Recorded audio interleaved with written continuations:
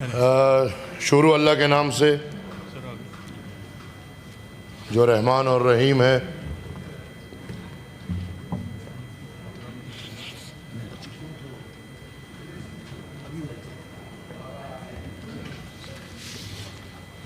تھوڑی آگے کر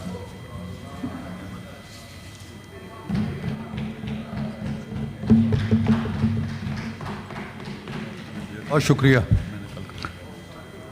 کہاں چل رہے ہیں بھائی؟ انہوں نے کہا تھا کہ ہم بیٹھیں گے۔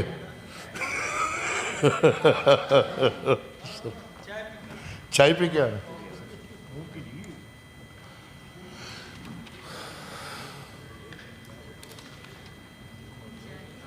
چیئرمین صاحب شیل آئے؟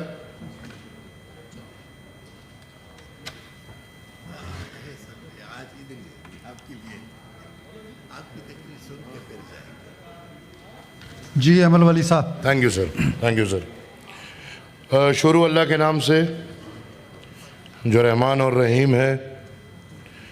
بہت شکریہ سر کہ اس سنجیدہ وقت میں آپ نے ہمیں ٹائم دیا اور ایک پاکستانی ہونے کے ناطے پاکستانی عوام میرے خیال میں جس فخر کے ساتھ آج کل دن رات ایک کر رہے ہیں، میں سمجھتا ہوں کہ پاکستان کے تمام تر اداروں کو the leading captain آنریبل ممبر ذرا نشستوں پہ بیٹھیں گے تو پھر تقاریر کا سلسلہ اچھے طریقے سے چل سکے گا۔ جی ایمل ولی صاحب۔ تو میں سمجھتا ہوں سر کہ مبارکباد اول تو تمام پاکستانی قوم اور اس کے بعد حکومت اور حکومت کے سربراہ وزیر اعظم شہباز شریف صاحب اور ان سے ہوتے ہوتے ان کی کابینہ اور پاکستان کے دفاعی ادارے، پاکستان کے فارن آفس، پاکستان کے میڈیا آؤٹلیٹس، میں یہ سمجھتا ہوں کہ یہ 9 دنہ جو جنگ تھی وہ ہر سطح پہ، صحافتی سطح پہ ہو، فورن روابط کی سطح پہ ہو، جنگ کی سطح پہ ہو، دفاع کی سطح پہ ہو یا حملے کی سطح پہ ہو، پاکستان ہر شعبے میں جیتی ہے اور میں تمام تر لوگوں کو اس جیت پہ مبارکباد پیش کرتا ہوں۔ سر، یہ جیت پاکستان کے عزم کا ثبوت ہے۔ یہ جیت پاکستانی قوم جو گلدستہ ہے، مختلف قوموں کا مجموعہ ہے، تمام اقوام، وہ سندھی ہو، وہ بلوچی ہو، وہ پختون ہو، وہ پنجابی ہو، وہ سرائکی ہو، سب اپنے وطن کے لیے ایک ہو کے اپنے دفاعی اداروں اور اپنے حکومت کے شانہ بشانہ کھڑے رہے۔ سر، اس جنگ میں نئے نسل نے ایک بات بڑی کھل کے سیکھ لی کہ فوج کے بغیر اس ملک کا وجود، صرف فوج نہیں بلکہ فوج، ایئر فورس اور نیوی کے بغیر پاکستان کا وجود نہیں رہ سکتا۔ اس طرح سر اب وقت آ گیا ہے کہ اس ملک میں یہ بھی ایک کھلا سمجھوتا ہو کہ جمہوریت، صاف جمہوریت، شفاف جمہوریت کے بغیر پاکستان چل نہیں سکتا۔ پاکستان کی دفاع، پاکستان کا وجود الحمدللہ محفوظ ہے۔ آئے اب اس کو چلانے کے لیے بھی بہتری کی طرف جائیں. ہمیں چاہیے کہ ہم اپنے ہاؤس کو آرڈر میں لائیں, ترتیب میں لائیں.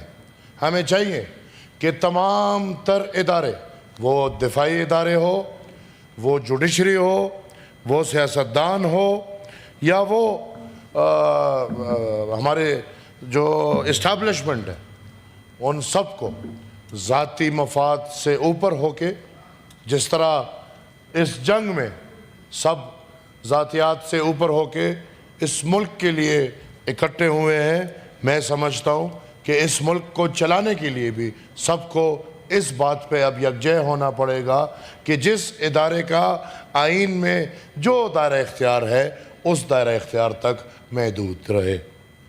میں سمجھتا ہوں کہ جس طرح پاکستان نے یہ جنگ لڑا یا اپنے دفاع کیا, یہ بالکل خراج تحسین والی صورتحال ہے. لیکن ایک سوال ایک انسانیت کے ناطے کہ کس نے کیا پایا اور کس نے کیا کھویا. کیا 9 دن کے بعد یہ سوال ہندوستان سے کیا جا سکتا ہے کہ اس نے کیا پایا اور کیا کھویا؟ اور اسی طرح یہ سوال پاکستان سے بھی کیا جا سکتا ہے کہ اس نے کیا پایا اور کیا کھویا. دونوں اطراف غم, دونوں اطراف شہادتیں, دونوں اطراف خوف, دونوں اطراف ہراس. یہ 9 دن جن ماؤں نے اپنے بچے جن سے بچھڑے, کیا ان کا دکھ درد ہندوستان اور پاکستان میں کیا الگ ماؤں کا ہے؟ جن بچوں نے اپنے والدین کھوئے ہیں, کیا ہندوستان کے بچوں کے احساسات الگ ہوں گے اور پاکستان کے بچوں کے احساسات الگ ہوں گے؟ نہیں.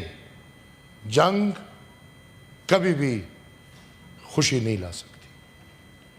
جنگ کبھی بھی آپ کو آگے نہیں لے کر جا سکتی. جنگ غم لے کر آتی ہے, جنگ نفرت لے کر آتی ہے, جنگ خوف لے کر آتی ہے. اور میں سمجھتا ہوں کہ جنگ کسی بھی مسئلے کا حل نہیں. کہ اس وقت میں کھڑے ہو کے یہ بول دوں کہ بالکل جنگ ختم ہو گئی ہے, لیکن مسئلے ادھر کے ادھر ہی پڑے رہ گئے ہیں. مسئلے حل نہیں ہوئے. وہ مسئلے جو تاریخی طور پہ سن 1947 سے لے کے 2025 تک پاکستان اور ہندوستان میں یا ان کے درمیان جو مسائل ہیں, کیا ان 9 دن کی لڑائی سے ان مسائل میں کوئی مسئلہ حل ہوا؟ میں نہیں سمجھتا. لہٰذا میں سمجھتا ہوں کہ پاکستان اور ہندوستان بسمیت افغانستان, چین اور جتنے بھی ممالک ہیں, یہ بیٹھ کے, جنگ نہیں مسئلے کا حل, بیٹھ کے اپنے اقوام کا سوچ کے, پاکستان کی قوم کا سوچے. بچے ہمارے مرے نہیں مرے, والدین بوڑھے مرے نہیں مرے, ان کا سوچ کے 9 دن میں اتنا نقصان ہے, ان چیزوں کا سوچ کے ایک ڈائیلاگ کا راستہ چنیں, بیٹھنے کا راستہ چنیں, ایک امن کا راستہ چنیں اپنے قوم اس خطے کے لیے. اور میں آج کے دن بھی سب کو اپیل کروں گا, بالکل حکومت کا کام ہے اپنے وطن کی نمائندگی کرنا.